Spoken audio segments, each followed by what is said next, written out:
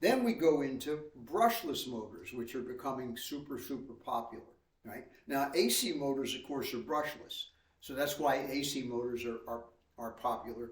And the DC motors that are brushless fall into kind of two general categories. The one category is a stepper motor, right? So this is a stepper motor, and these things come in. This is this is a size 17 stepper motor, 15, I see, yes. And these go up to like a size 42. You don't see steppers much bigger than that, and a size 42 is maybe this big by that long. And the unique thing about a stepper is that it has it doesn't move continuously. When you can't just put power to a stepper motor. What you do is this is a two-phase stepper, has two separate coils. You can see I have 4 wires. So one pair of wires is for one coil and one pair is for the other. And what you're doing is you're alternating which ones are on, and the motor then jumps by one step because because the motor has a large number of poles. So most steppers are 200 steps per revolution, all right? That's kind of the base number. And then they started building controllers that could do what's called a half step, and which gives you 400. And what was a half step? Well, you turn both coils on at the same time. So then it kind of moved to a half position between the two poles. And so what a stepper motor controller does is put out a continuous string of pulses to the motor, and the motor stays in synchronization with those pulses. So the big advantage, the big use for steppers is in positioning, right? And it's the lowest cost way to do precision positioning because you get 200 steps out of the motor, distinct steps, and you could run the motor by just a couple of toggle switches, turning the steps on and off. It's that simple. And so the motor controllers do that easily.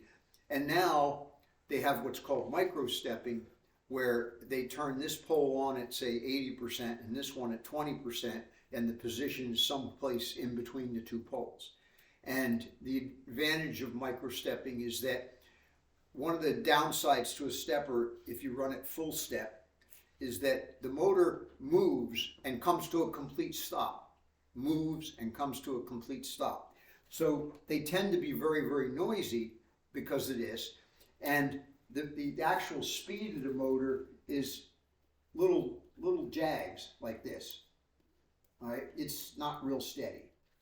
So when they went to develop micro-stepping, the steps now are a tiny, tiny step. And so the motor speed, the steps are now so small, the motor can't actually come to a stop between steps. So it runs nice and smooth. Plus you can get much higher resolution out of your stepper motors.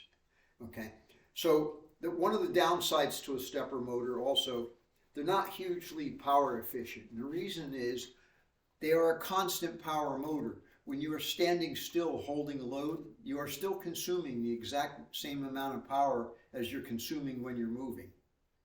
Right? They're a constant power device. And the consequence of this also is that that you cannot get any feedback in the way of like how much load is on the motor. The motor there's no torque feedback. You can't measure the current going to the motor and say, oh, that tells me how much load's on the motor. Stepper motor is constant current. If you were to put an ammeter in the circuit, you'd see that the current's always the same, whether the motor's standing still or moving.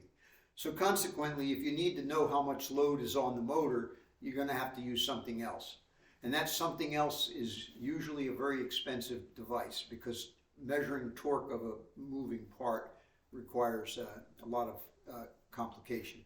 So steppers people think, well, they're not accurate because they can lose steps.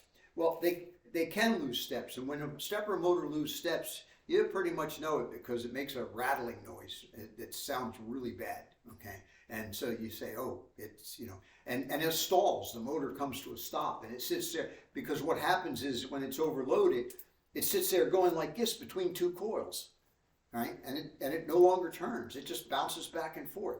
And so it makes a lot of noise. However, the practical reality is the only reason a stepper loses a step is because you overloaded it. And so when you select a stepper motor, and if you look at the ratings for stepper motors, they're rated in something that's kind of strange. They're rated in holding torque. So you have 100 inch-ounce holding torque on a motor. What does that mean? Well, that means that it will take 100 inch-ounces of torque to force the motor to off step. But it also means that the motor, you can never run the motor at that high of a torque. You have to basically shoot for something less than half of that as the actual running torque that you want to have. Okay, so these things are used in 3D printers. It's so simple to just use a bigger motor to make sure that you don't lose steps, that the load never goes over your motor thing. Now, the other thing is they are very limited in the speed that they run well at. And it's a strange thing, but this motor is probably rated at about 2 volts. And you look at that and you say, why would it only be rated at 2 volts? Well, the motor has what's called a back EMF. As the motor speed goes up, it generates a kind of a reverse current that is hard to push into. So like in your typical little 3D printer, they're running at maybe 12 volts, running a 2-volt motor. But I have a CNC machine that I run the motors at 68 volts, right? And they're like a 4-volt motor. And the reason is all that extra voltage is compensating for the back EMF that you're pushing against. And that's the only way you get speed. Above 1,000 RPMs, steppers aren't very good. Now, you can get them up, you can run 3,000 RPMs, but the torque falls off so bad that the motor puts out maybe 10% of the torque that it did at the bottom speed. So steppers are really good for low speed positioning where, at less than 1,000 RPM, and then they work really well and they're very inexpensive. The other downside to them is you don't know where they are because you're sending it pulses and you're hoping that it gets there.